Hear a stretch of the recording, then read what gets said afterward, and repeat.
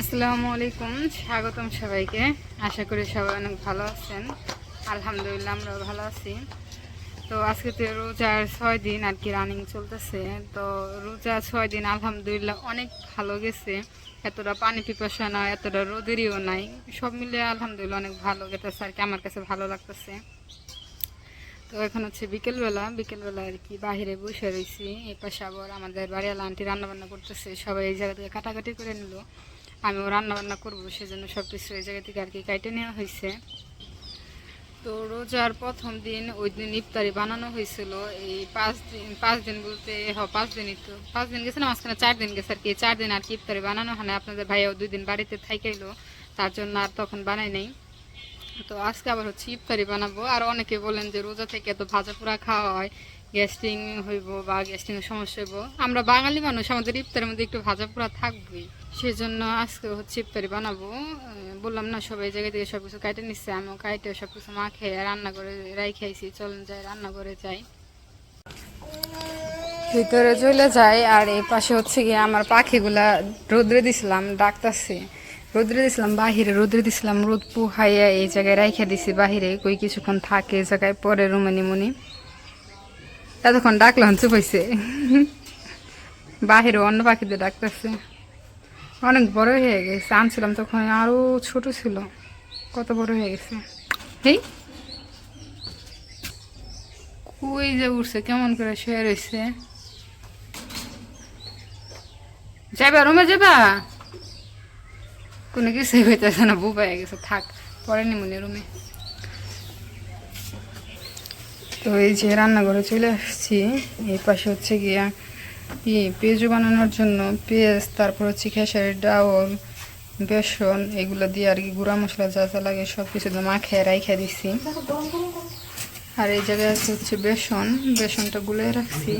বেসন দিয়ে হচ্ছে গিয়া বানাবো বেগুনি আর আলুর চপ। এই যে এই জায়গায় আলুগুলা ভর্তা বানিয়ে আর কি রাখা হয়েছে, এই ভর্তা দিয়ে আলুর চপ বানানো হবে। আর ওই জায়গায় আনাম একটা আলু রাখছি হচ্ছে গিয়া ছোলার মধ্যে দেওয়ার জন্য।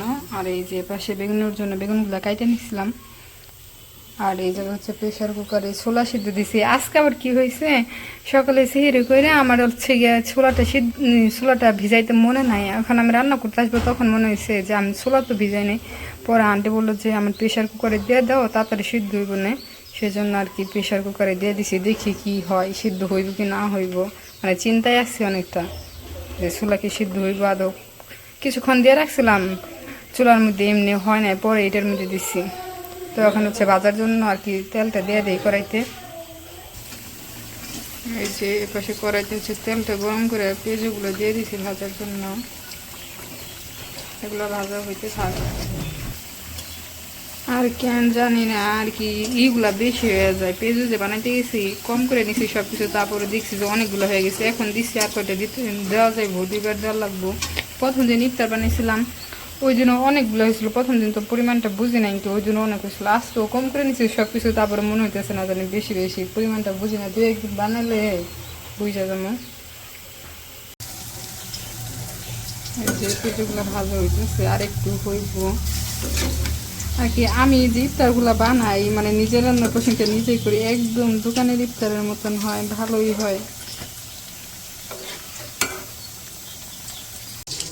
এই জায়গায় হচ্ছে পেঁয়াজগুলো ভাইজা নামায় নিছি। আর এ পাশে চুলার মধ্যে হচ্ছে বেগুনিগুলো দিয়ে দিছি আর কি। একা একা ক্যামেরা দেওয়া সব টুকারকে দেখানো সম্ভব হয় না, আপনাদের ভাইয়ের আসতে মনে হয় দেরি হইব, সেজন্য একে একে রান্না বান্না করতেছি আর আপনাদের সাথে শেয়ার করতেছি। লাইগে ঢুকছে, একটু ভাজা হইলে গরম হইলে ফেটে যাবো না। এই জায়গায় হচ্ছে আলুর চপগুলো চুলে দিয়ে দিচ্ছি হচ্ছে। আর ওর পাশে হচ্ছে বেগুনিগুলো নামাই নিচ্ছি, বেগুনি আর পেঁয়াজগুলা।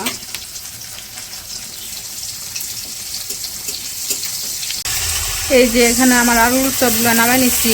এখানে আছে পেঁয়াজু, বেগুনি আর আলুর চপ, তিনটে ভাজা শেষ, নামাই নিচ্ছি। আর এই যে এখানে আছে ছোলা, আলু আর পেঁয়াজ আর কাঁচামরিচ কেটে রাখছিলাম।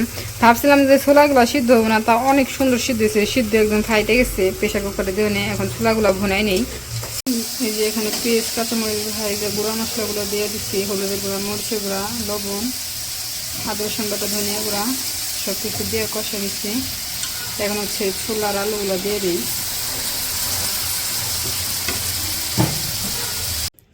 আমার হচ্ছে ছোলাটা ভুনা করা শেষ। ছোলা ভুনা করতে করতে প্রায় ইফতারের টাইম হয়ে গেছে, সেজন্য আর বাইরে দেখাই নাই। এই যে এই জায়গায় ছোলাটা ভুনা করে নিয়ে আসছি।